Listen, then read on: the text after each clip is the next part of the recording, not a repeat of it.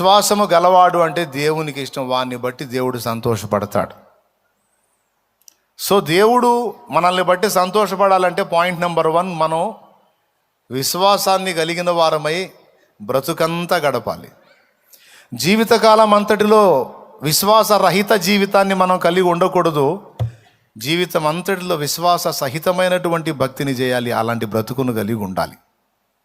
Hebrew పత్రిక 11:6 ఇచ్చిన సాక్ష్యం అదే. విశ్వాసము లేకుండా దేవునికి ఇష్టడై ఉండుట అసాధ్యము. సో మన జీవితకాలం అంతట్లో కూడా విశ్వాసము గలవారమై, ఎవని యందు? దేవుని యందు విశ్వాసము గలవారమై మనం ఉన్న ఎడల మనల్ని బట్టి దేవుడు సంతోషిస్తాడు. విశ్వాసం అనగానే విశ్వాసం అంతా ఒక్కటి కాదండి. విశ్వాసం రకాలుంది. విశ్వాసం రకాలుందండి. మొట్టమొదటిది కృపావరాల్లో ఒకటి విశ్వాసం. కొరింథీ పత్రిక 12వ అధ్యాయము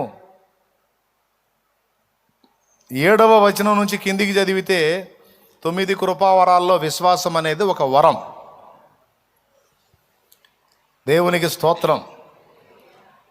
ఆ విశ్వాసము అనే వరము ద్వారా అందరికీ ప్రయోజనం కలిగిద్దట. మనలో విశ్వాసం అనే వరము కానీ ఉన్నట్టయితే మన విశ్వాసాన్ని బట్టి దేవుని మహిమకు అలాగే సమాజ ప్రయోజనానికి గొప్ప కార్యాలకు పూనుకుంటామట. ఫలితంగా అందరికీ ప్రయోజనం కలిగిద్దట. ఉదాహరణకి ఇప్పుడు రాజాపేటలో పెద్ద మీటింగ్ పెట్టాం మనం. స్తోత్రం. అవునా? అంత పెద్ద మీటింగ్ పెట్టడానికి ఒక్కడి విశ్వాసం ప్రాముఖ్యంగా దేవుడు పరిగణలోకి తీసుకున్నాడు. ఎవరు ఆ ఒకడో?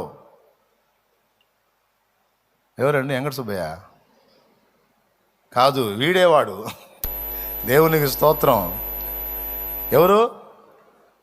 ఇదిగో ఇతడే. వీళ్ళలో ఉన్న ఆ విశ్వాసం అదేమన్నా పెద్ద సిటీయా? అదేమన్నా పెద్ద సిటీ అండి? సిటీ మొత్తం ప్రచారం చేస్తే వాళ్ళే రావడానికి? అదొక మారుమూల గ్రామం. ఆ గ్రామం కూడా దాటి పోవాలా ఆ మీటింగ్ గ్రౌండ్కి. స్టార్టింగ్లో కొంతమంది అనుమానం వెళ్ళిపుచ్చారు. అన్న ఇక్కడ మీటింగ్స్ పెడితే బాగుంటుంది, అంత దూరం అంటే జనం వస్తారో రారో కష్టమైద్దని. నేనన్నా నాకు విశ్వాసం ఉంది. ఇప్పుడు నేను 100 కిలోమీటర్ 120 కిలోమీటర్ల దూరం పోయి వెతికా. అక్కడికి పంపుతాడు దేవుడు ఆత్మలని. 6 కిలోమీటర్లకు పంపడు. ఇప్పుడు 160 కిలోమీటర్లు అయినా సరే వెతికానండి. 160 కిలోమీటర్లు 6 కిలోమీటర్లకు పంపడు. మరి నిశ్చయంగా పంపును, నాకు డౌట్ లేదు. నేను పోయి పూనుకుంటున్నానని ముందు పోయి ఒక కట్టె నిలబెట్టి జెండా కట్టి జయహో అని ఎబెనెజరే అని ఒక పాట ఎత్తుకొని జెండా నాటి వచ్చా. దేవునికి స్తోత్రం. ఒకని విశ్వాసము అందరికీ ప్రయోజనకరమైంది. చూడండి, ఆఖరి కొట్లు పెట్టుకుని వ్యాపారాలు చేసుకునే వాళ్ళు కూడా ప్రయోజనకరమైంది. దేవునికి స్తోత్రం. విశ్వాసంతో మనం ఒక పనికి పూనుకున్నప్పుడు, అదే విశ్వాసం అనే వరం మనలో పనిచేసినప్పుడు దేవుని మహిమార్థమై సాహసోపేతమైన కార్యాల్లో పూనుకుంటే అది అందరికీ ప్రయోజనమైంది. అందుకే కృపావరాల్లో ఒకటిగా ఇవ్వబడిన విశ్వాసము వల్ల సంఘమునకు అందరికీ ప్రయోజనమట. ఆ విశ్వాసం అక్కడ దానికి పనిచేసిద్ది. మళ్ళీ అన్ని విశ్వాసాలు కాదు, ఈ విశ్వాసం ఇందుకే పనిచేసిద్ది. వినండి బాగా. అసలు విశ్వాసంలో ఎన్ని విషయాలు ఉన్నాయో చూసుకుందాం. విశ్వాసాన్ని బట్టి దేవుడు సంతోషపడతాడని చెప్పా. ఇప్పుడు ఆ విశ్వాసాన్ని పోస్ట్ మార్టం చేద్దాం. ఎన్ని భాగాలు ఉందో చూద్దాం. నంబర్ 1, కృపా వరములలో ఒకటైన విశ్వాసము. ఈ విశ్వాసం వల్ల ఇప్పుడు పూనుకొని చేశాం. 3 ఏళ్ళుగా చేశాం కదా. 2021, 22, 23, 24, ఇప్పుడు 3 ఏళ్ళు అద్భుతంగా దేవుడు జరిగించి ఎంతోమందిని ఈ 3 ఏళ్లలో వేలాది మందిని రక్షణలో నడిపించాడు ఆయన. అనేక మంది ఆత్మీయంగా బలపడటానికి కృపనిచ్చాడు. అన్యజనులు సువార్త వినడానికి కృపనిచ్చాడు. సువార్త విన్న అన్యజనులకు ప్రయోజనమేగా. ఆత్మీయతలో దిగజారిన వాళ్ళు ఉపవాసాల్లో తిరిగి బలం పొందుకున్నందున వారికి ప్రయోజనమేగా. ఆ రోజు సువార్త తెలుసుకొని మారు మనసు పొంది బాప్తీసం పొందిన వాళ్ళకి ప్రయోజనమేగా. ఇంతమంది ప్రయోజనానికి ఎవరి విశ్వాసం తోడ్పడింది? అదిగో చూడండి. దేవునికి స్తోత్రం కలుగునుగాక. చెప్పండి గట్టిగా. ఇంతమందికి ప్రయోజనం కలగడానికి ఒక్క వ్యక్తి యొక్క విశ్వాసం ఆధారమైంది, అవసరమైంది. దేవునికి మహిమ కలుగునుగాక. ఎంతమంది ఒప్పుకుంటారు? ఇప్పుడు వాళ్ళు అంటారు, నీ విశ్వాసమేనా, మరి మాకు లేదా, మా విశ్వాసం కాదంటే. నేను ఒక్కడిని సర్దుకున్నాను అనుకో, అప్పుడు మీరేం చేస్తారు? మీలో ఎంత విశ్వాసం ఉన్నా నేను సాహసం చేయలేదనుకో, లేదు, అవకాశం లేదు. అవునా? అబ్బాయి కష్టం, అబ్బాయి అక్కడికి రారు, అబ్బాయి లాభం లేదు, అబ్బాయి అబ్బో మంచి పెద్ద పని అబ్బాయి, కష్టం అని నేను అన్నాను అనుకో, సరేలే అన్నయ్య అంటారు. ఏంది వచ్చేది రాంది అనేది నా చేతిలో లేదు, ఆయన చేతిలో ఉంది. నేను విశ్వాసంతో పని మొదలు పెడతాను, ఆ దేవుడే కార్యం చేస్తాడు. ఆ స్టెప్ తీసుకున్నప్పుడు నా దేవుడు సంతోషపడి ఉంటాడా లేదా? సంతోషపడి ఉంటాడా లేదా? అది ఆ సాహసోపేతమైన కార్యాలకు పూనుకోవడానికి విశ్వాసం అనే వరం పనిచేసింది. ఇప్పుడు ఆ వరం మనలో పనిచేస్తే అది ఎంతమందికి ప్రయోజనంగా మారిందో చూడు. అవునా? ఏందండి మీకు అర్థమవుతుందా లేదా? మరి ఇట్ట కూడా అంటలేదేంది? అట్లా స్పందించండి, దండం పెడతాను. అసలు ఇక్కడ నా పుట్టినరోజు ఇవాళ. కృపా వరములలో ఒకటైన విశ్వాసం, దాన్ని బట్టి దేవుడు సంతోషపడతాడు. విశ్వాసం అనగానే ఒకటి కాదు, బోల్డ్ అంత సబ్జెక్ట్ ఉంది దానిలో. మళ్ళీ ఇప్పుడు రెండో టైప్ విశ్వాసం చెప్తా. ఆత్మ ఫలములో ఒకటైన విశ్వాసం, అది గలతీ పత్రిక 5:22లోంచి చదివితే ఉంటుంది చూడండి. పెన్నుంటే రాసుకోండి, సందర్భం వచ్చింది అందుకే చెబుతున్నా. గలతీ పత్రిక 5:22 అయితే ఆత్మ ఫలమేమనగా ప్రేమ, సంతోషము, సమాధానము, దీర్ఘశాంతము, దయాళుత్వము, మంచితనము, విశ్వాసము. అద్దుగో, సాత్వికము, ఆశా నిగ్రహం అన్న దాంట్లో చూడు, ప్రేమ ఒకటి, సంతోషం, సమాధానం, దీర్ఘశాంతం, దయాళుత్వం, మంచితనం, విశ్వాసం. ఎన్నోదండి విశ్వాసం? 7. చూసారా? 7వది విశ్వాసం. 7వ సంఖ్య సంపూర్ణ సంఖ్య. ఖచ్చితంగా విశ్వాసాన్ని 7లో పెట్టాడు చూడు. ఈ విశ్వాసం ఏంటి అంటే, దీన్ని బట్టి కూడా దేవుడు సంతోషపడతాడు. ఈ విశ్వాసం ప్రత్యేకత ఏంటంటే, అసాధారణ పరిస్థితులలో సైతం, అననుకూల పరిస్థితులలో సైతం మనలో ఉండి పరిశుద్ధాత్ముడు వ్యక్తం చేసేటువంటి విశ్వాసమే ఈ విశ్వాసం. సహజంగా అన్నీ అనుకూలంగా ఉన్నప్పుడు కనపరిచే విశ్వాసం వేరు. నిరీక్షణకు ఆధారం లేనప్పుడు అబ్రహాము దేవుణ్ణి నమ్మాడట. విశ్వసించడానికి అసలు అవకాశమే లేనట్లు, నిరీక్షణకు ఆధారమే లేనప్పుడు అబ్రహాము దేవుణ్ణి నమ్మాడట. అంటే దీన్ని ఎలా చెప్పొచ్చు అంటే, కొద్ది గొప్ప కొంచెం ఒక 10% అవకాశం ఉంది సార్ ఆమె గర్భవతి కావడానికి, 90% లేదు సార్ అంటే 10% అన్న ఛాన్స్ ఉంది కదా, దేవుడి యందు విశ్వాసం ఉంచుదామని కొంతమంది విశ్వాసం వ్యక్తపరుస్తారు. 100కి 100% ఉండదు, కానీ ఉంటే 100కి 150%. ఈమెకి పిల్లలు పుట్టే ఛాన్స్ లేదు,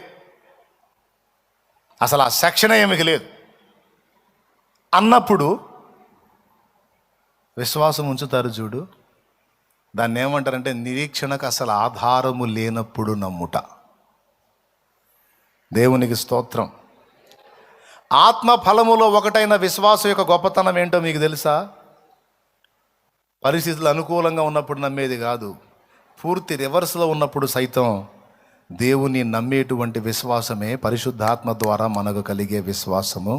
అది మనలో ఉండి పరిశుద్ధాత్మ వ్యక్తపరిచే విశ్వాసం. ఒక వ్యక్తిలో పరిశుద్ధాత్మ ఉన్నాడు అని నిర్ధారణ చేసుకోవాలంటే, పరిశుద్ధాత్మ మనలో కానీ ఉన్నట్టయితే ఆయన వ్యక్తపరిచే వ్యక్తతలే ఈ 9. అర్థమైందా? ఇంట్లో నిప్పు ఉంది అంటే బయటికి పొగొచ్చినట్టు. స్తోత్రం. ఈ చెట్టు మామిడి చెట్టే అంటే మామిడికాయలు కాసినట్టు.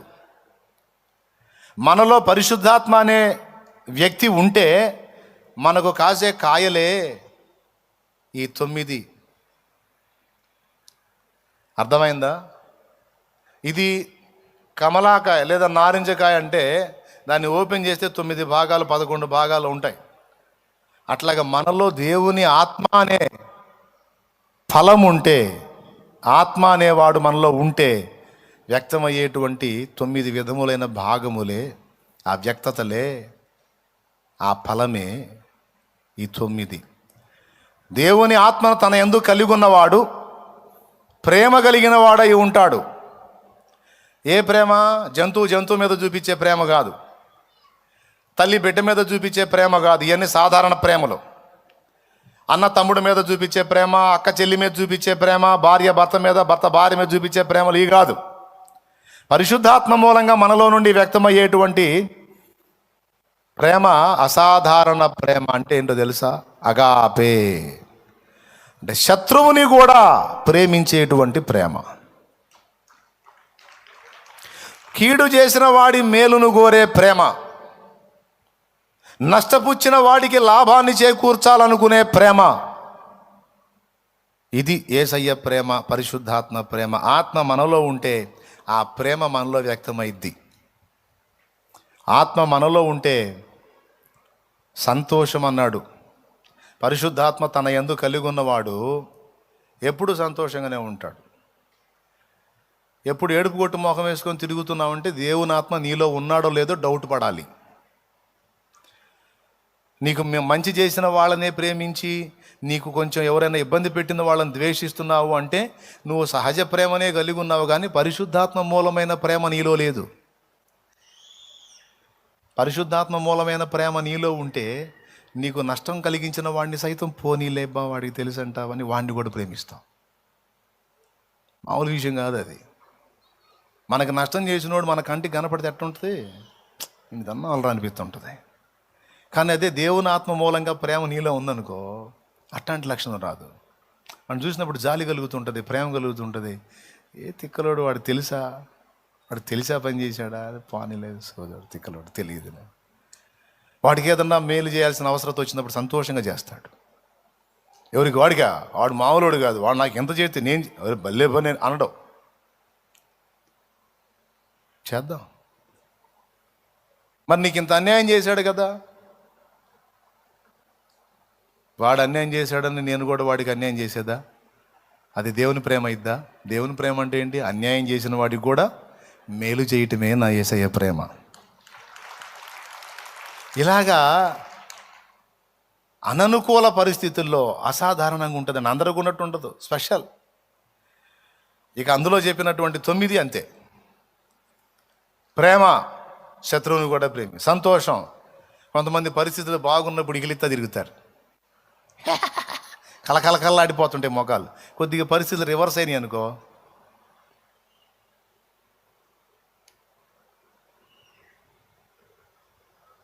ఏడుపు మొహం వేసుకొని తిరుగుతారు. కానీ దేవుని పరిశుద్ధాత్మను తన యందు కలిగి ఉన్నవాడు సంతోషం ఎలా ఉంటుందంటే ఎనీ టైం ఒకటే ఫీలింగ్. ఎనీ టైం ఏంటిది? ఎనీ టైం ఒకటే ఫీలింగ్ అంటే ఏడుపు కొట్టి మొహం వేసుకొని తిరగటం కాదు. ఎప్పుడు హ్యాపీయే. దేవునికి స్తోత్రం, హల్లెలూయా. ఏ స్థితిలోనైనా సరే. కారు చీకటిలో కన్నీరు తుడిచెను, మరణ పడకలు ఊపిరి పోసెను, మా తోడు నీడై నిలిచి నడిచెను, శత్రుపీఠమున విందు చేసెను యెహోవా మా కాపరి, యేసయ్య మా ఊపిరి. ఏంద్రా ఈ మైక్ ఏమైనా తేడా పడిందా? తీసి ఇంకో మైక్ అన్నీరా.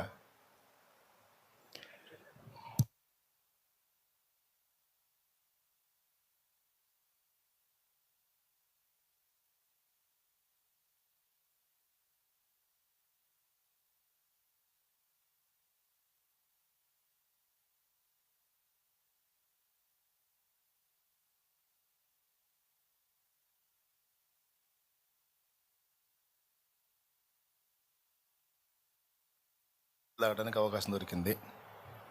దేవునికి స్తోత్రం. ఏమంటే మీరు లైన్లో ఉన్నారా? చెప్పమంటారా? ప్రార్థన చేయమంటారా? ఎంతమంది లైన్లో ఉన్నారండి హ్యాపీగా?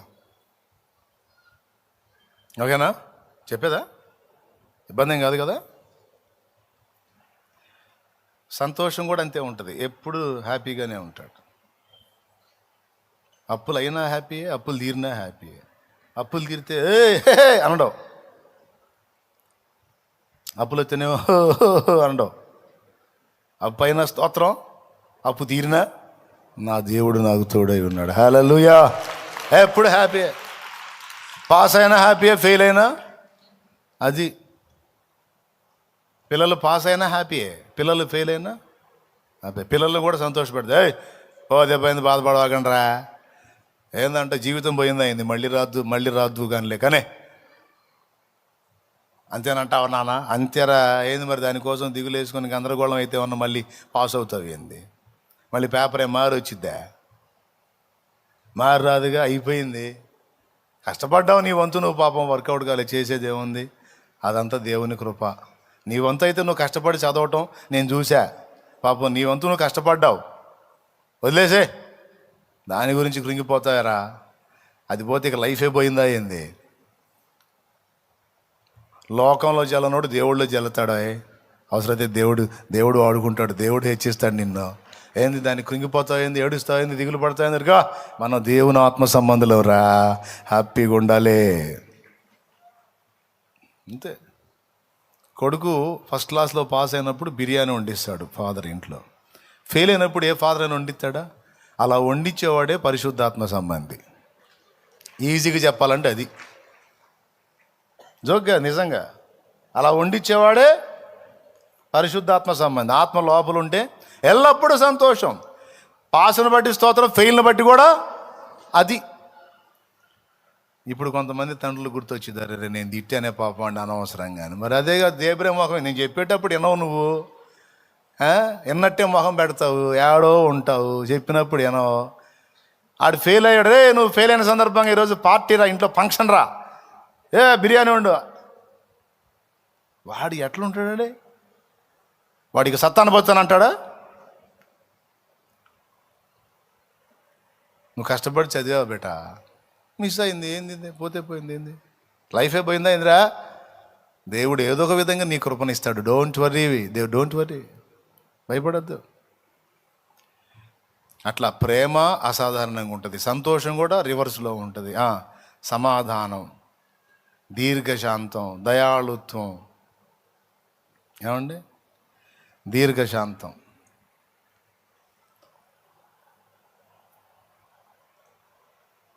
ఇప్పుడు బలవంతుడు ఉన్నాడు, బలహీనుడు ఉన్నాడు. ఇట్లా ఇప్పుడు పర్సనాలిటీలో ఈ అబ్బాయి ఎక్కువ, నేను ఎక్కువ? నేనేగా. ఇప్పుడు మా ఇద్దరికి కొట్లాట అయిందను ఫర్ ఎగ్జాంపుల్.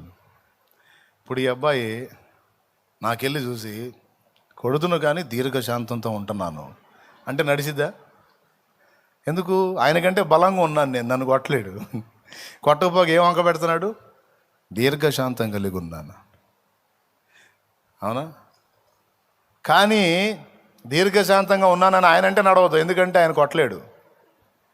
కానీ నేను కొట్టగలను, ఎందుకంటే ఎక్కువ బలం కలిగి ఉన్నాను. ఫర్ ఎగ్జాంపుల్ చెబుతున్నాను. నేను నిజంగా ఆయన ఎందుకు కొడతాను, ఆయన నన్నే కొడతాడులే కానీ మాట వరకు చెబుతున్నాను.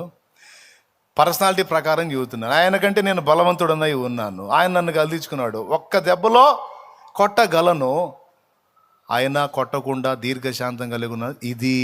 ఇది పరసంబంధమైన దీర్ఘశాంతం. అర్థమైందా? కొట్టలేక దీర్ఘశాంతం అంటాం కాదు,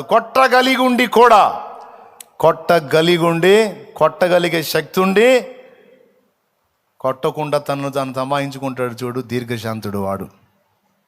తొందరపడి కోపపడకుండా, ఆత్రపడి ఆవేశపడకుండా. ఒక్కొక్కడు భార్య మీద ఊరగా ఎగబడుతుంటాడు, ఏ అని దూకుతూ ఉంటాడు, ఎందుకు? తిరిగి కొట్టదు కాబట్టి. అదే కరాటే బ్లాక్ బెల్ట్ అనుకో, ఏ అంటే పగిలిపోద్ది అక్కడక్కడ. దేవునికి స్తోత్రం. భార్య కొట్టదు కదండి, పాపం కొడితే కొట్టదు, తిడితే తిట్టదు, లోబడి ఉంటుంది. అందుకని తెగ సాగించుకుంటుంటాడు ఒక్కొక్కడు. అదే గొప్పతనం. భార్యను కొట్టగలిగి ఆమెని అణచగలిగే శక్తి ఉన్నప్పటికీ కూడా అవతల వ్యక్తి పొరపాటు పడితే తొందరపడి దెబ్బ కొట్టకుండా, మాట అనకుండా దీర్ఘశాంతంతో తమాయించుకుంటాడు చూడు, అది పరిశుద్ధాత్మ సంబంధి లక్షణం. దేవుడు అలా ఉన్నాడండి. మరి దేవుడికి దీర్ఘశాంతం లేకపోతే ఎప్పుడో పీస్ అయిపోదు. మనం సామాన్యంగా కోప్పడడు. అబ్బో ఇప్పుడు ఇవన్నీ వర్ణించాలంటే చాలా టైం పట్టిద్దిలే, కానీ విశ్వాసం కూడా అలా ఉంటుంది. ఇక మిగిలినవన్నీ అంతే రివర్స్లో వేసుకోండి మీరు. ప్రేమ అంతే ఉంటుంది, సంతోషం అంతే ఉంటుంది, సమాధానం అంతే ఉంటుంది, దీర్ఘశాంతం అంతే ఉంటుంది, దయాళుత్వం అంతే ఉంటుంది, విశ్వాసం కూడా అంతే ఉంటుంది. విశ్వాసం ఎట్లుంటుంది తెలుసా? అసలు అమ్మో సాధ్యం కాదు, ఏ అవకాశం లేదు అన్నప్పుడు విశ్వాసాన్ని వ్యక్తపరుస్తాడు. హడ్సన్ టేలర్ అనే దైవజనుడు అనుకుంటాను. హడ్సన్ టేలర్ అనే దైవజనుడు ఒక ఓడలో ఉంటాడు. ఆయన ఎక్కిన ఓడ సముద్రంలో ఎఫెక్ట్ అయ్యిద్ది. అది గాలి లేని కారణం చేత దిశ మారిపోయింది. అది గాలి ఉంటే తెరచాపలు ఇస్తే ఆ తెరచాపలను బట్టి ఒక దరికి లాక్కొని పోయిద్ది. కానీ వాళ్ళు ఒక డేంజర్ జోన్లోకి వెళ్తారు. అక్కడ నరమాంస భక్షకులు ఉండే దీవికెళ్ళి వెళ్తుంది ఆ ఓడ. వాళ్ళు అదుపు తప్పిద్ది. ఇప్పుడు ఆ దీవికి వెళ్లకుండా వాళ్ళు తప్పించుకోవాలంటే అర్జెంటుగా గాలి కావాలి. గాలి ఓడలో ఉన్న వాళ్ళకి ఏం అర్థం కాదు ఏం చేయాలో. కానీ వాళ్ళు ఎంక్వైరీ చేస్తారు. ఓడలో హడ్సన్ టేలర్ ఉన్నాడన్న సంగతి తెలిసిద్ది. అంటే ప్రార్థనాపరుడు, భక్తిపరుడు, సేవకుడు ఉన్నాడని తెలిసిద్ది. వాళ్ళు ఏం చేస్తారంటే ఆయన దగ్గరికి వెళ్తారు. విశ్వాసులు ఉంటారు ఆ ఓడలో. వాళ్ళు వెళ్తారు ఆయన దగ్గరికి. అయ్యా ఇట్లా మన ఓడ ఇప్పుడు ప్రమాదంలో పడింది, దీనికి ఇప్పుడు గాలి అవసరం. గాలి వస్తే మనం తెరచాపలు దించామంటే ఆ దీవికి పోకుండా, ఆ నరమాంస భక్షకుల చేతిలో పడకుండా మనం తప్పించుకునే ఛాన్స్ ఉందని వాళ్ళు మాట్లాడతారు. ఆయన అంటాడు, మరి నేను చెప్పినట్టు చేస్తే నేను ప్రార్థన చేస్తా అంటాడు. చెప్పండి అయ్యా చేద్దామంటారు. నన్ను నవ్వుకోకూడదు, మరి మీరు హాస్యం చేయకూడదు అంటాడు. ఏం హాస్యం సార్? ఏం కాదు, మీరు చెప్పండి సార్ చేస్తామంటాడు. తెరచాపలు దించండి, నేను ప్రార్థన చేస్తా అంటాడు. గాలి ఉంటే తెరచాపలు దించితే అర్థం ఉంది, కానీ గాలి లేకుండా ఎందుకు? అదొక చాకిరి. సార్ మీరు ఏదన్నా ప్రార్థన చేసి ఏదన్నా గాలి స్టార్ట్ అయితే వాటిని దించితే అర్థం ఉంది, కానీ గాలి స్టార్ట్ కాకుండా తెరచాపలు దించి మళ్ళీ వాటిని ఎత్తి కట్టుకోవడం మామూలు చాకిరి కాదు సార్, కొంచెం ఆలోచించండి అంటే, విశ్వాసం నాకుంది, గాలి వచ్చిద్ది, మీరు విశ్వాసంతో దించితే నేను చేస్తా అంటాడు. మీకు డౌట్ లేకుండా ఇదిగో మోకాళ్ళు వేస్తున్నా, మీరు అది దించండి అంటాడు.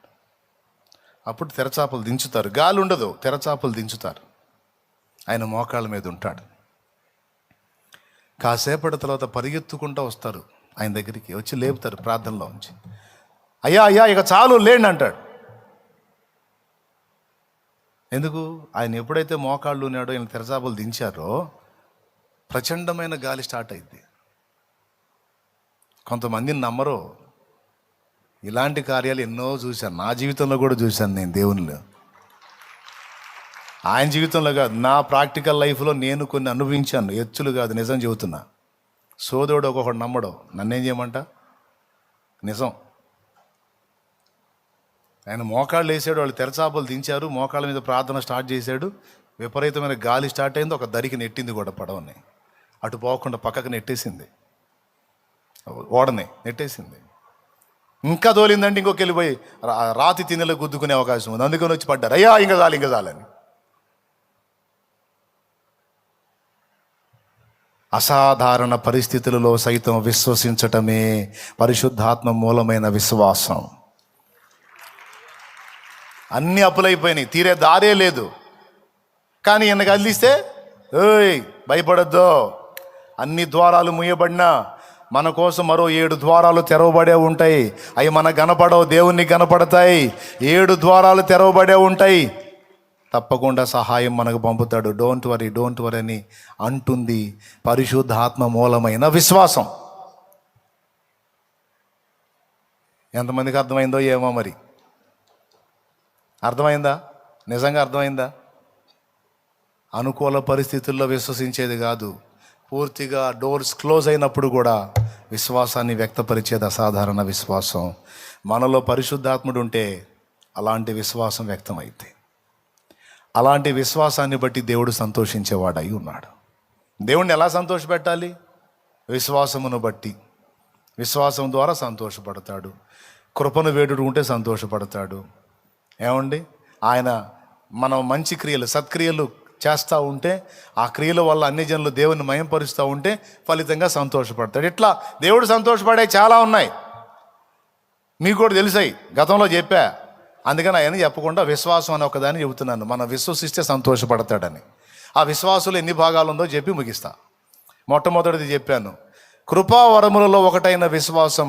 ఈ విశ్వాసం అందరికీ ప్రయోజనకారిణి. ఆత్మ ఫలములో ఒకటైన విశ్వాసం. ఈ విశ్వాసం అసాధారణ పరిస్థితులలో సైతం దేవుణ్ణి నమ్ముతుంది.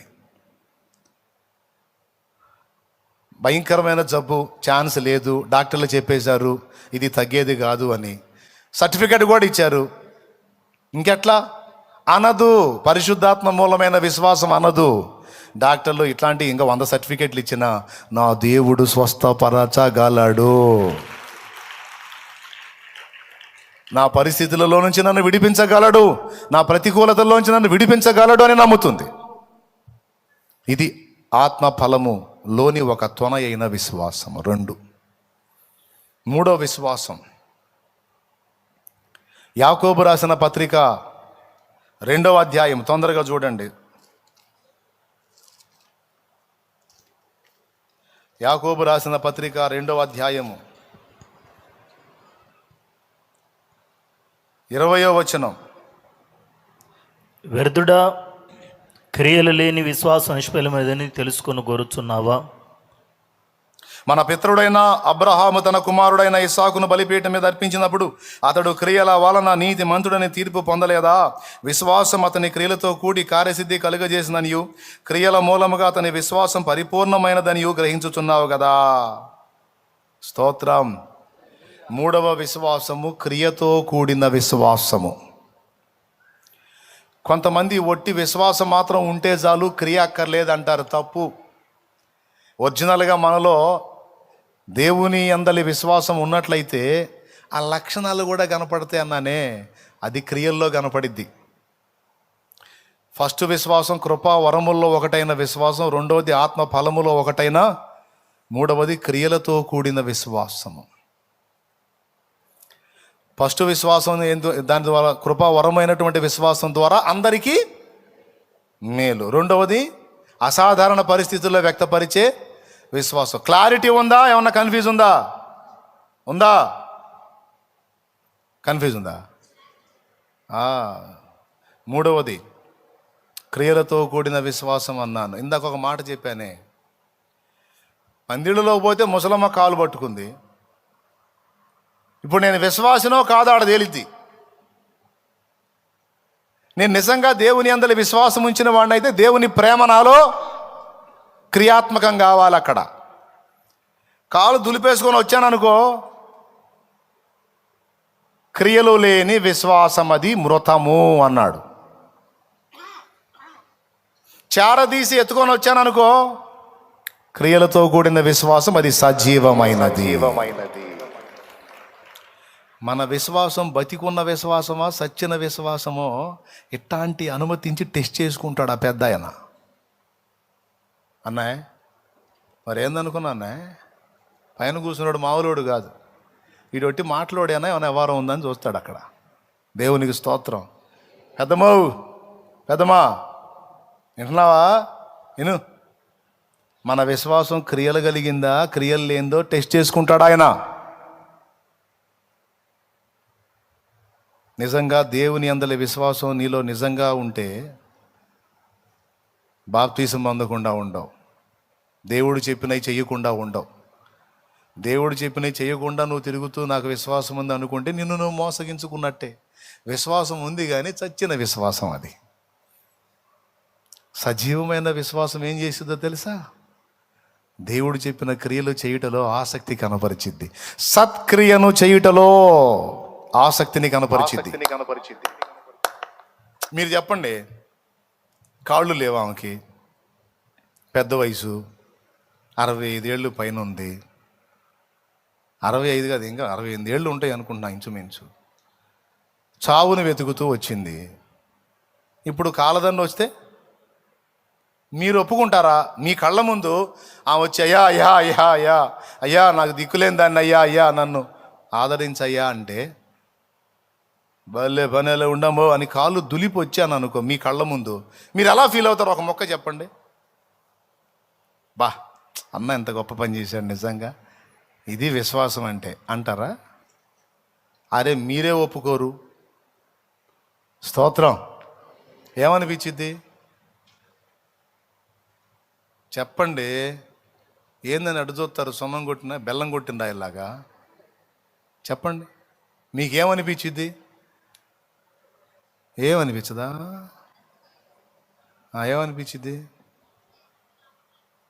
అరే రే రే రే దీనురాలు అయ్యా అని అడిగితే కాలదని వచ్చాడు, కనీసం 2 మొక్కలు నిదానంగా చెప్పినా రాకుండా ఆంధ్రం తోసేసి వచ్చాడే శాలేమన్నా అనిపించిద్ది కదా.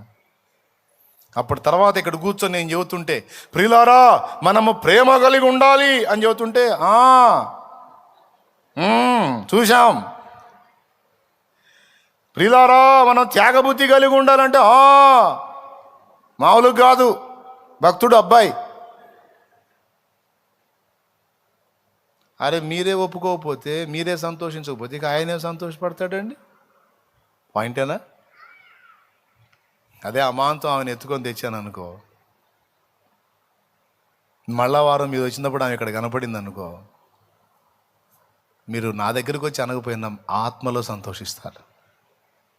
అన్న దాటిపోడు, అన్న కఠినంగా వదిలిపోడు. అన్న అక్కడ బలిపీఠం మీద మాట చెప్పటమే కదా, ఇక్కడ క్రియ కూడా ఉంది. అన్న చెప్పే విశ్వాసం సజీవమైనది. ఈరోజు నేను చేసే ఆ పనిని బట్టి రేపు నువ్వు ఇంకొకళ్ళకి చేయగలుగుతావు, మాదిరి తీసుకొని. స్తోత్రం. కాదంటారా? అది సజీవమైన విశ్వాసం. చూడండి విశ్వాసం ఎన్ని రకాలు ఉందో చూడండి. విశ్వాసం అనగానే ఒకటే కాదు, 3 రకాలు చెప్పాను. ఇక 4వ రకం చెప్పి ముగిస్తాను. ఇదేంటంటే మన రక్షణకు ఆధారమైన విశ్వాసం. ఇది అసలు మొట్టమొదటిది, మన రక్షణకు ఆధారమైన విశ్వాసం. యేసు ప్రభువని నోటితో ఒప్పుకొని హృదయమందు విశ్వసించిన ఎడల నీవు ఏదో ఒకటి అవుదువా, రక్షింపబడుదు అని ఉంది రోమాపత్రికలో. తీయండి, ఏడుందో చూడండి. రోమాపత్రిక 10వ అధ్యాయము 8వ వచనం చదువు. అదేమని చెప్పుచున్నది, వాక్యము నీ యొద్దను నీ నోటను నీ హృదయములో ఉన్నది, అది మేము ప్రకటించు విశ్వాస వాక్యమే. అదేమనగా యేసు ప్రభు అని నీ నోటితో ఒప్పుకొని దేవుడు మృతుల్లో నుండి ఆయన లేపనని నీ హృదయమందు విశ్వసించిన నీవు రక్షింపబడదువు. అబ్బా, యేసు ప్రభువని నీ నోటితో ఒప్పుకొని దేవుడు ఆయనను మృతులలో నుండి లేపెనని హృదయమందు విశ్వసించిన ఎడలా. ఈ విశ్వాసం ఏంటంటే రక్షణకు ఆధారమైన విశ్వాసం. మళ్ళీ కృపావరాల్లో ఒకటైన విశ్వాసం ఇది కాదు. అర్థమైందా? ఈ విశ్వాసం వేరు. దేనికి ఇది ఎంతకు ఉపయోగపడింది? ఈ విశ్వాసం మన ఆత్మరక్షణకు ఉపయోగపడింది. కొంతమంది ఈ ఒక్క విశ్వాసం కలిగి ఉంటారు, వాళ్ళ ఆత్మకే భద్రత. మరి మిగిలిన విశ్వాసాల సంగతి? అవునా? కాబట్టి మనం 4 విధములైన విశ్వాసాన్ని వ్యక్తపరచాలి. 1, రక్షణ కొరకైన విశ్వాసం. మీరందరూ ఒప్పుకున్నారా లేదా? యేసు ప్రభు అని ఎంతమంది ఒప్పుకుంటున్నారు? యేసు ప్రభు అని ఎంతమంది ఒప్పుకుంటున్నారు? రైట్. దేవుడు మృతులలో నుండి ఆయనను లేపినని ఎంతమంది అంగీకరిస్తున్నారు? నేను 2 చేతులు ఎత్తుతాను, నేను అంగీకరిస్తున్నా. యేసు ప్రభుని దేవుడు మృతులలో నుండి లేపాడు, ఆయన మరణాన్ని గెలిచి తిరిగి లేచాడు, ఆయన సజీవుడని నేను ఒప్పుకుంటున్నా. 2 చేతులు ఎత్తి ఒప్పుకుంటున్నాను నేను. రైట్, మీరందరూ ఒప్పుకుంటున్నారు. ఇప్పుడు మీరందరూ రక్షింపబడిన వారు. ఈ ఒప్పుకోలతో పాటు ఇంకోటి ఏమన్నాను, క్రియలు కూడా ఉండాలి. ఆ క్రియల్లో మొట్టమొదటిది బాప్తిస్మం, తర్వాత పరిశుద్ధాత్మ అభిషేకం, తర్వాత దేవుని ప్రేమతో నిండిన జీవితం, అవునా, పరిశుద్ధత మొదలైన క్రియలన్నీ సాధన చేయాలి. యేసు ప్రభువును ఒప్పుకున్నాను, బాప్తిసం పొందా, నీకు అంతే, ఇక నా క్రియలతో అవసరం లేదంటే పళ్ళు పులుస్తాయి కాదు. నేను అనలేదు రాలుతాయని, మీరు అనుకుంటే నేనేం చేసేది. దేవునికి స్తోత్రం. క్రియలు కూడా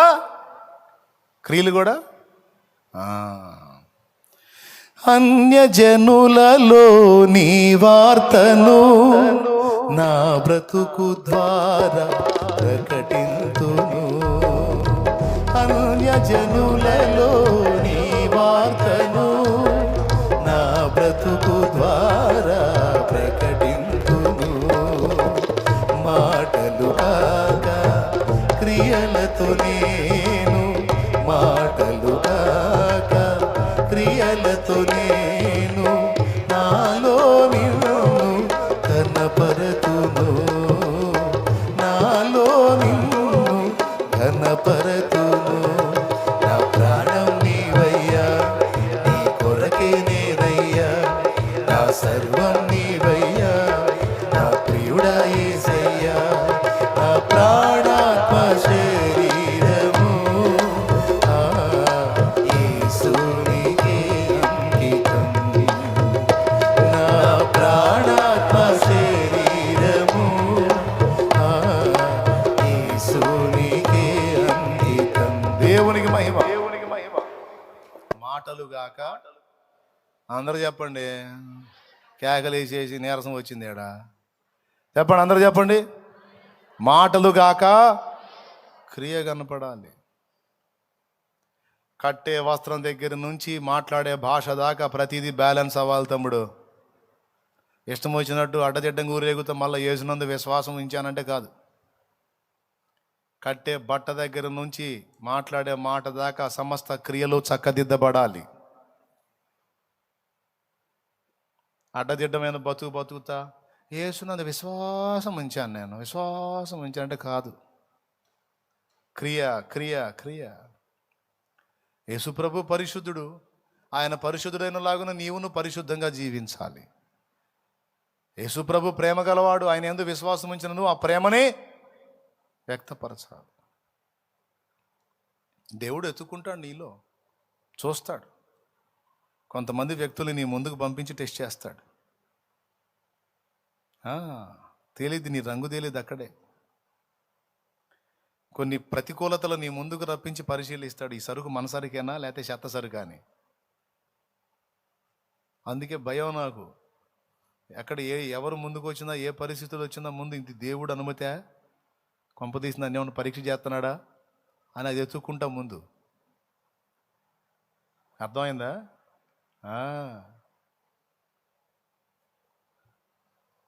అందుకే చెబుతున్నాను మీ అందరికీ, విశ్వాసం అనేది ఎన్ని భాగాలు ఉందో చూడు.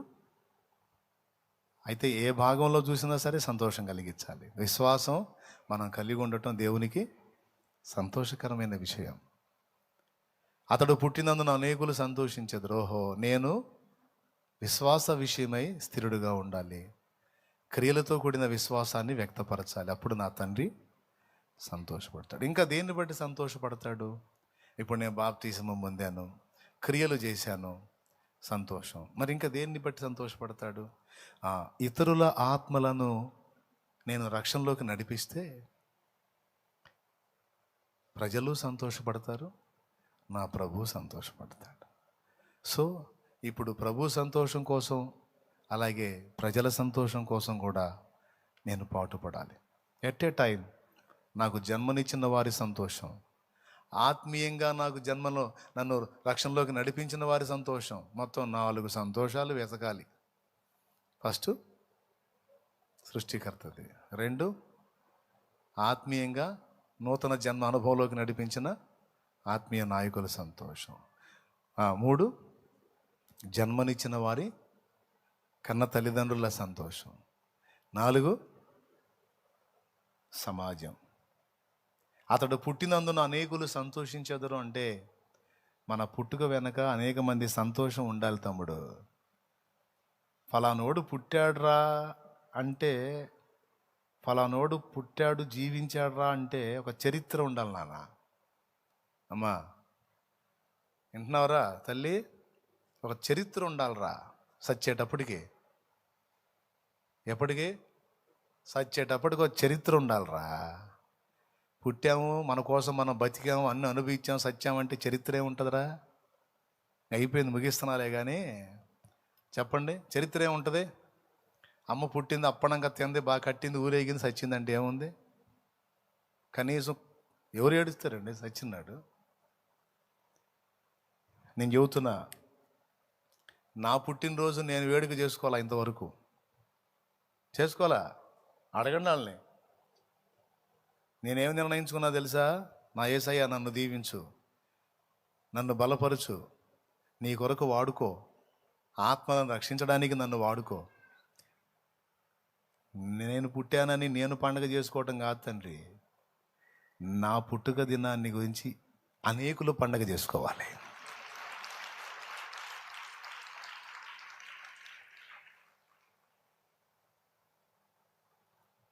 మరి మీకు సంతోషమేనా? సంతోషమేనా? శాలేమన్న ఆత్మీయ పుట్టుక ఏడిసేవలే అంటారా?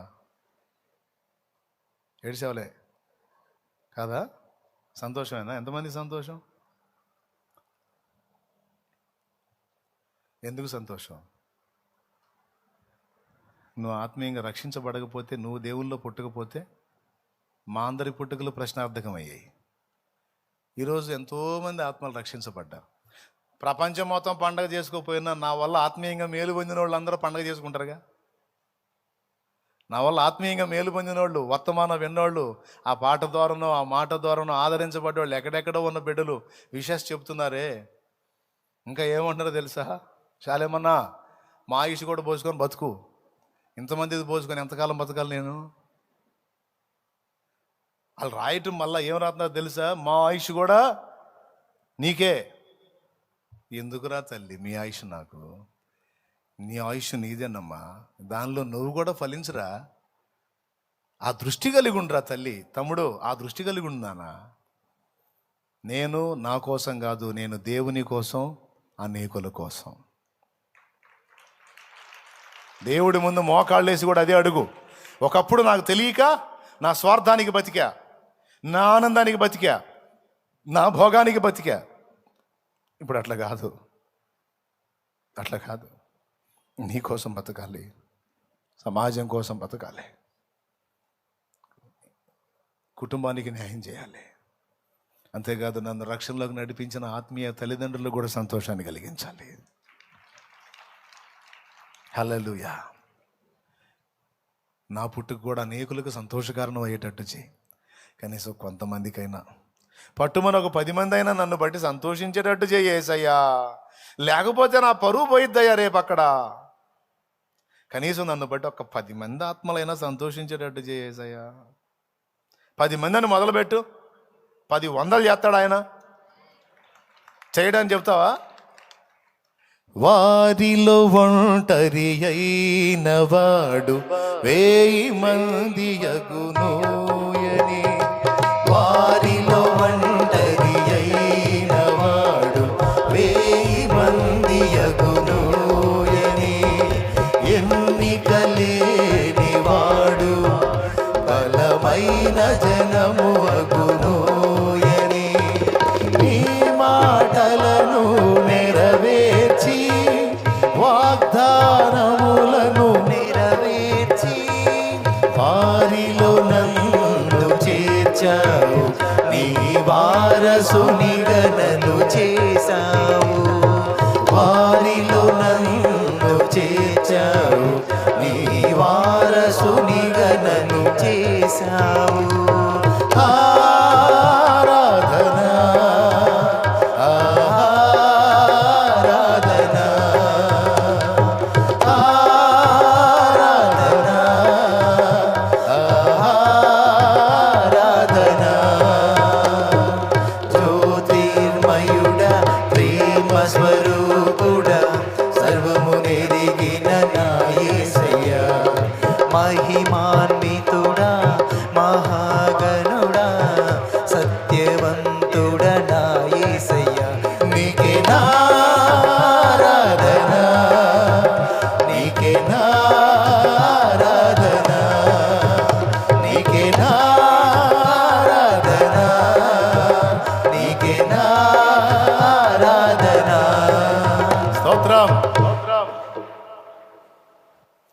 నేను చెప్పిన 4 విధములైన విశ్వాసాన్ని హృదయాంతరంగంలో కలిగి ఉండి, అంతేకాదు ఇంకా చాలా ఉన్నాయి యేసయ్యను సంతోషపెట్టడానికి.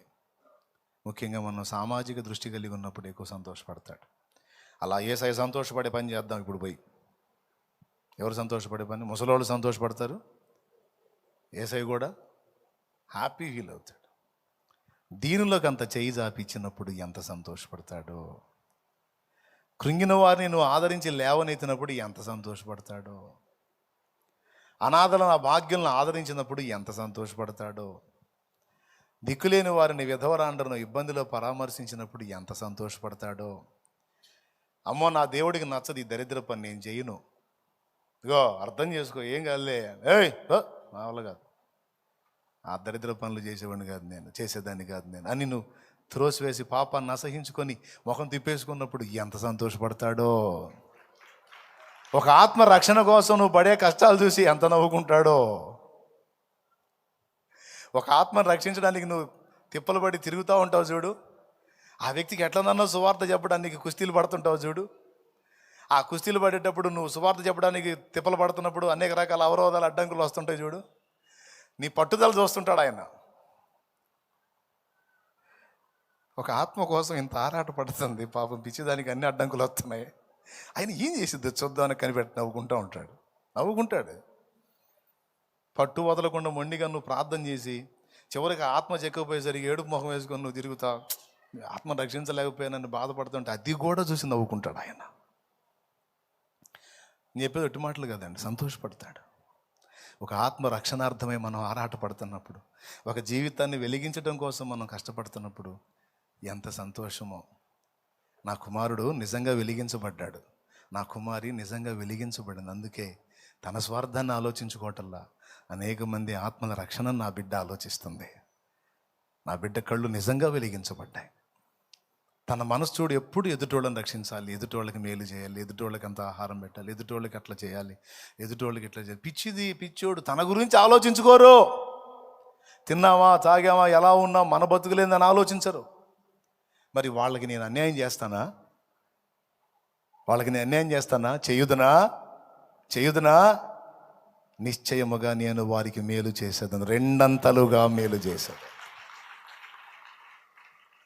వాళ్ళ భోగాలు పట్టించుకోరు, వాళ్ళ ఆనందాలు పట్టించుకోరు, వాళ్ళ ఉన్నతిని పట్టించుకోరు. ఏ కాడికి ఎదుటోళ్ళు. నా మనసు కదా నా బిడ్డలది, అది నా మనసు కదా, మరి నా పిల్లలు కదా వాళ్ళు. దేవదూతలు అంటారు, అవును తండ్రి నీ మనసే తండ్రి. ఏ కాడికి ప్రజాక్షేమాన్నే కోరుకుంటూ ఉంటారు, నీ మనసే తండ్రి. నా పిల్లలు దూతలారా, నా పిల్లలు పొండి, సాయం చేయపోండి నా బిడ్డకి అంటాడు. అనడా? లే పైకి లే.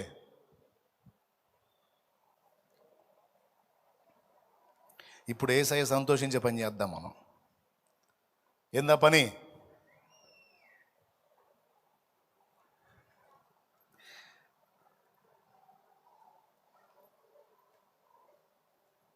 అవన్నీ ఎత్తుక్కుంటూ ఉంటాను నేను కూడా, అంతే. నా ప్రభు సంతోషిస్తే అంతే చాలు, అన్నీ ఆయనే చూసుకుంటాడు. ఏ తక్కువ చేస్తాడండి ఆయన. ఒక్కడు సంతోషపడితే చాలు మనల్ని బట్టి, దేనైనా తీసుకొచ్చి మన కాళ్ళ కింద పెడతాడండి. ఏంది, మనం రూపాయి పోగొట్టుకుంటే 100 రూపాయలు తెచ్చారు, 100 పోగొట్టుకుంటే 1000, 10,000 పోగొట్టుకుంటే లక్ష పోగొట్టుకుంటే ఆయన నామంలో 10 లక్షలు, 10 లక్షలు పోగొట్టుకుంటే 10 కోట్లు ఇవ్వగల దేవుడు నా దేవుడు. వాడు గట్టి కూడా మరీ దారుణంగా.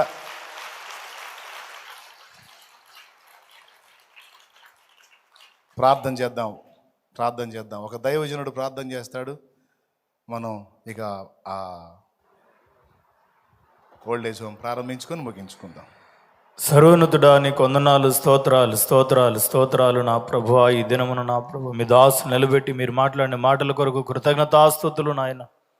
తండ్రి హృదయమును పిల్లల హృదయం తండ్రుల తట్టును తిప్పుటకు అయ్యా, ఇదిగో బాప్తిస్మిచ్చి యోహాను పుట్టి ఉన్నాడని, అతను పుట్టి వలన అనేకులు సంతోషము, కన్న తల్లిదండ్రులకు కూడా మహా ఆనందము, సంతోషము కలుగుతుందని, రక్షించబడిన ప్రతి ఒక్కరి ద్వారా పరలోక దేవునికి సంతోషము, కన్నవారికి కూడా భౌతికంగా కన్నవారు ఆత్మీయంగా కన్నవారికి కూడా సంతోషం కలగాలి, పొరుగువానికి సంతోషం కలగాలని, నా పుట్టుక కనుక దేవుని సంతోషం ఏమిటి అని వెతికే మనస్సు అందరూ కూడా కలిగి ఉండాలని మీరు మాట్లాడిన మాటల కొరకు కృతజ్ఞతలు నాయన.